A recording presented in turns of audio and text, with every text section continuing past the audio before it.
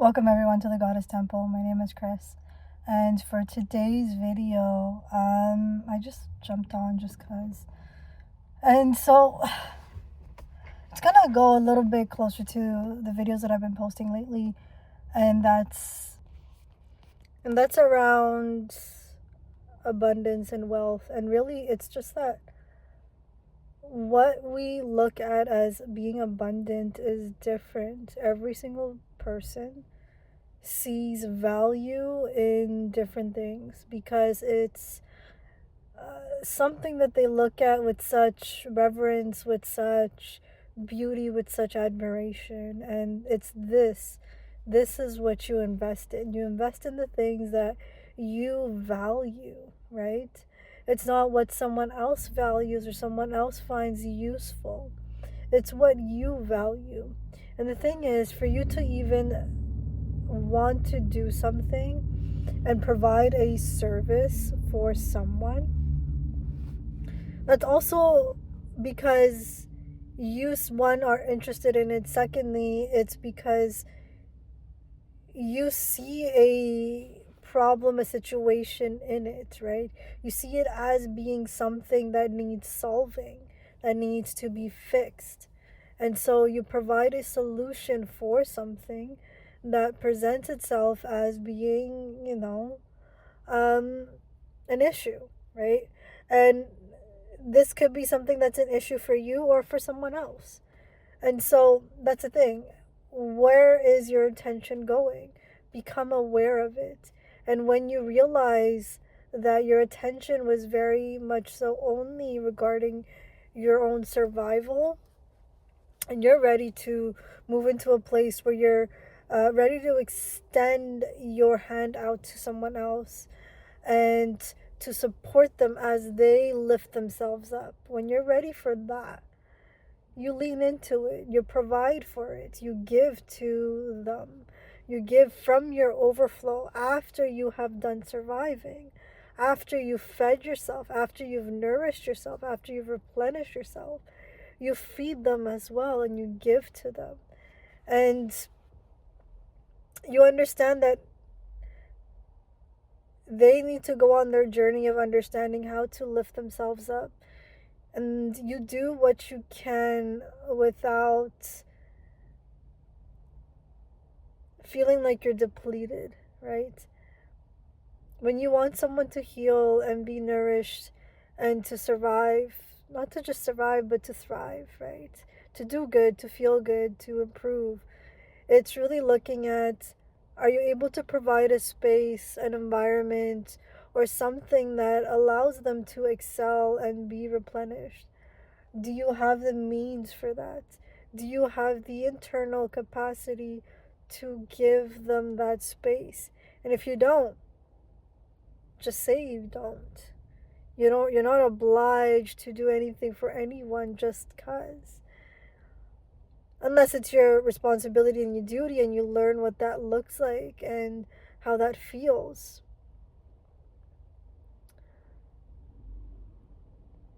Dang, that was so close. Yeah, there was a car just parking and pulling up right next to my car, and to my eyes I thought she was gonna scratch, and yeah, she was gonna hit my car, but no, she didn't. So I'm happy about that. But yeah, as I was saying, really look at when you have the capacity to give to someone. If you don't have the capacity for it, don't bother. Like, it already feels shitty. You don't like it, and the person that's that is needing the help doesn't want to take it from you because it feels gross. You're not giving it out of your fullness, out of your wholeheartedness, out of purity. You're giving it out of obligation, which is so uneasy. It's so uncomfortable. It feels really yucky, right? So why the heck would you take from someone that doesn't want to give it to you? It feels really awful. And that's the thing, like, this extends to our families, right? Our families do things for us. A lot of them, not saying all of them, but there's at times where our families do things for us because out of obligation, because they think it's their duty, and that's the only thing that drives them. They don't do it out of purity. They don't learn how to do it out of wholeheartedness. They don't learn how to do it with intention and to negotiate in a way of what they have the capacity for and what they don't. And for you to, if you don't have the capacity, then it's like you're gonna have to go find it somewhere else for you to learn how it is to be resourceful, right?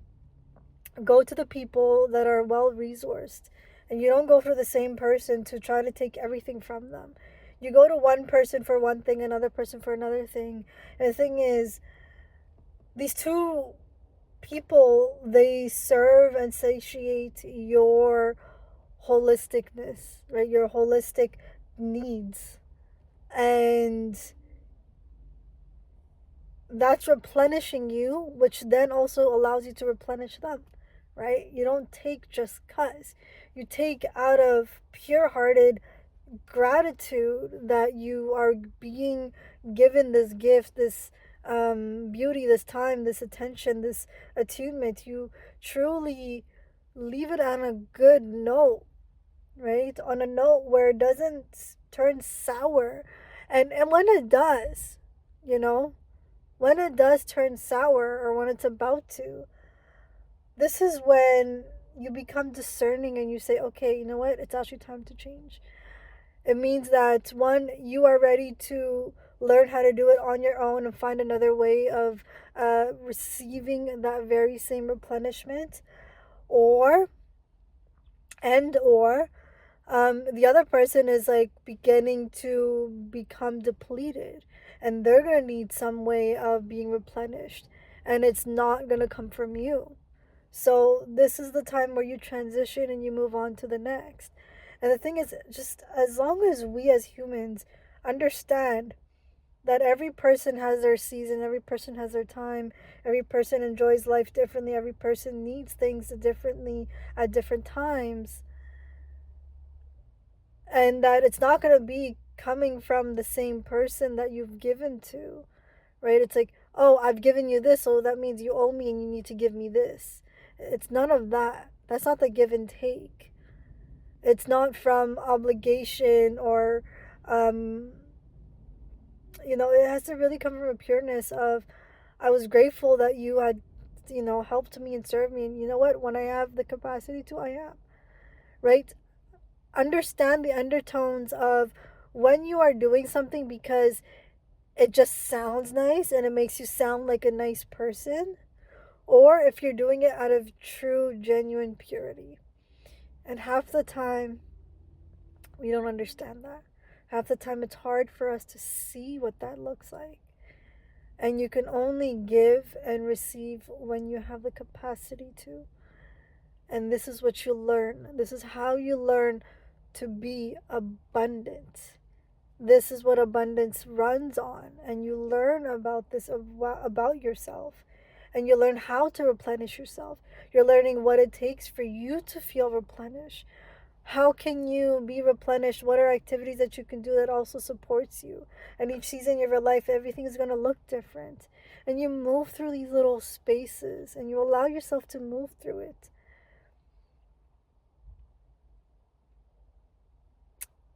Yeah, you allow yourself to move through it, and you don't need much to feel abundant, to feel like you're rich, that you are energized and you feel like, wow, you're having this experience that you wanted to. Because the thing is, you can have the very same experience by spending a lot of money or by spending very little and still being very much so satisfied. Why? Because it was never about the money, and it was always about the experience. It was always about the people around you, the people that you shared it with, even just with yourself. Even if you didn't have anyone around you to celebrate with you, you're doing that with yourself. Are you not a human being that also is worthy of being celebrated and to celebrate with? If you yourself can't celebrate with yourself, then why the heck are you going to someone else? I mean, you're going to someone else because they actually show you what it means to be celebrated.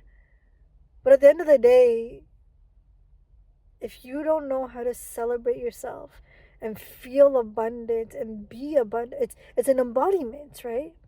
You go to someone else because they show you how to embody it, because they know how to embody it. And so you learn from that. You observe it and you take it in. You're like, oh, that's what it looks like. Oh, that's what it is. Oh, this is who I need to be. Because one, I would love to have that experience. I would love to have that quality, right? What quality do you want to walk out of this life with? What quality do you want to show? Not to just show for someone else, but it's like you genuinely enjoy having that quality, and so you love sharing that. Sorry, my camera is shaking like crazy, but I'm gonna keep going. But yeah, you enjoy the fact that you have this quality because it genuinely, it's like, wow, I have accomplished something. I have revered this thing that I saw in someone else, this quality that I saw in someone else. I love when they share that with me. I love when they share that with others. It's like I want to have that. And then once you go into it, you see the shadow side of it. You see what it takes to have it, and you see when someone is doing it out of a wounding or out of a trauma or out of obligation, rather than it coming from a pure place. And then you begin to learn, is it even something worth having? Is it even something that is pure in nature? And the thing is, it is. There is a purity to it. You saw it with purity, there is a purity in it. But the thing is, it's only when you begin to apply it and practice it that you begin to understand. There is a shadow part to that purity, and there is a shadow part to that quality, and there is a light part to that quality. And you understand what those shadow expressions are, because you don't even know what your shadows are for you to even embody something different. And so you learn what that is. Okay, you learn it. You learn about yourself.